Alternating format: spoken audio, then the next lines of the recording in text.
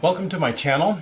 These series of videos are really a supplement to my textbook called String Tech. So I'm assuming many of you are in a String Tech class, and I'm hoping that these will help you understand all kinds of topics and things about string teaching.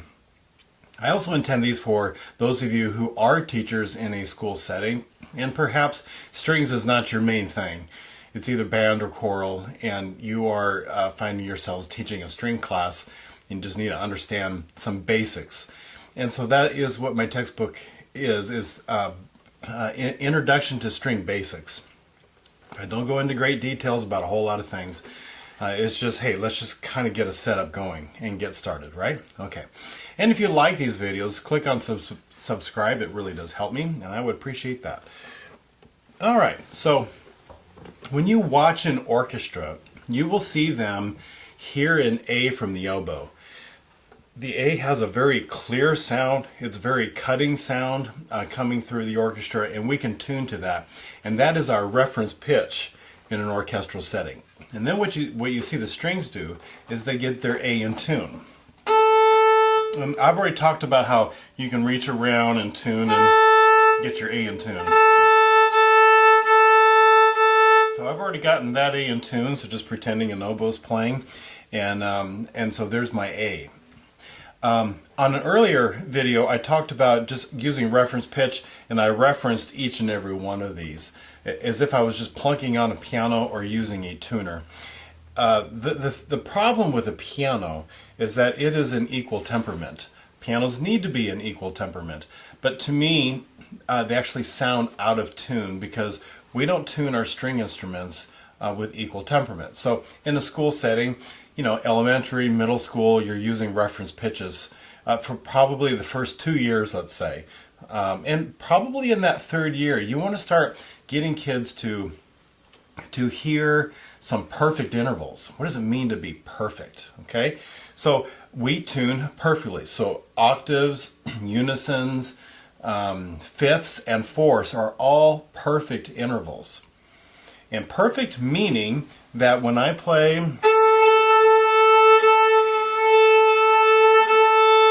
no beats in the sound. That had beats in the sound. That wasn't perfect. That's perfect. So fifths do this too. That's not perfect. That's out of tune. Okay? So we're going to work on that. So the A is in tune. I know that's in A. So here we go to the D. That's a flat sound.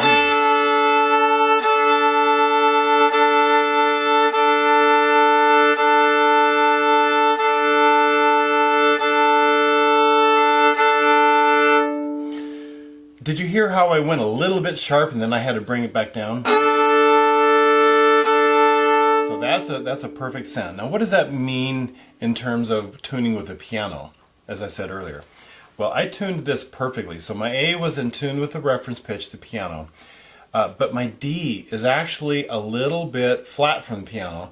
2 cents. And I know that doesn't sound like a lot, and you're thinking, who can hear 2 cents? Actually, you can. There is a difference, but it's not a lot. And in a middle school setting, you know, kids are quite a bit off anyway, and so, but this is what we're refining. A perfect interval, a perfect fifth, is 2 cents stretched from an equal temperament piano. So that means stretched, since I'm going down, that means that my D string is just a little bit flat from the piano.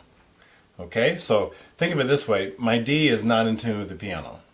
All right, so now I go to my G string, and I'm going to stretch that one. Ooh, this one's sharp.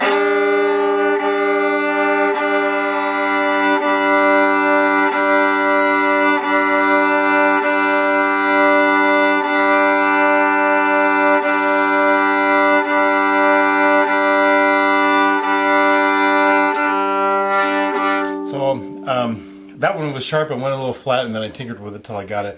It's perfectly in tune now. With the D string, that was a little bit flat from the piano. And this one is also stretched. That means it's stretched 2 more cents. So now my G string is 4 cents flat compared to the piano. And yes, you can start to hear this, okay? All right, so now my G, which is not in tune with the piano, I need to go to my C. I want to make that one perfect. That one's sharp too.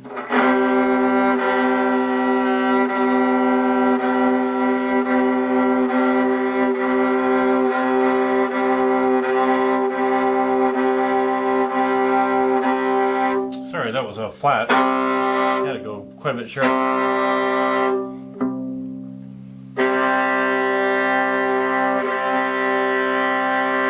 I love that perfect fifth on a viola and on a cello. It's just got a really cool sound. Now you check them, because when you start tinkering with it, the other one's kind of like, whoo, try to get settled.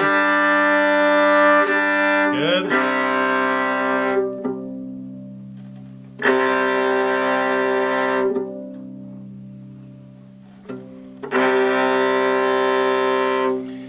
Now check this out. This is 6 cents flat from an equal temperament piano. So if I go to my tuner and I have it in equal temperament, it might not seem like a lot, but that is a little flat. Isn't that cool? Or annoying, depending on how you want to do that. So I'm listening for that perfect sound. I actually, if you're a teacher, in a class setting, I actually do this a little bit differently. Rather than just going straight into, this is what a perfect fifth sounds like. I've, for at least a couple of years, I've done an activity where we've tuned on open strings. And so we get the A in tune, and then everyone's droning A's. And I get them to drone an A. And we call it son filet, and they learn to bow slowly and really, really, really listen. And then I will move, starting with the basses, to a D when everyone else is doing A's. And I get them to sing their pitches. And then when that's in tune, then I go to the cellos. Okay, cellos, here we go. Now you go to D. Now violas, you go to D. Now violins, you go to D. Now they're all in Ds. And then I get the basses to do the G. G, while everyone else is doing Ds, right? And so they've been starting to hear this. And when it's really, really good, I was like, oh, stop. Listen to this. Listen to this. We're an oral art. So I've primed this for a very long time about what does a perfect interval sound like. Isn't that cool? Isn't that cool, right? Get them all excited about it. And then one day say, hey, guess what? You can do perfect intervals on your own instrument. You don't need the grip necessarily, right? See, so I have all these little baby steps to kind of reach to this point. But this is how professional musicians tune, reference pitch on an 8, and the rest of it are perfect intervals. All right, so I hope that really helps. The cello's a little bit different. I'll do a different video on that.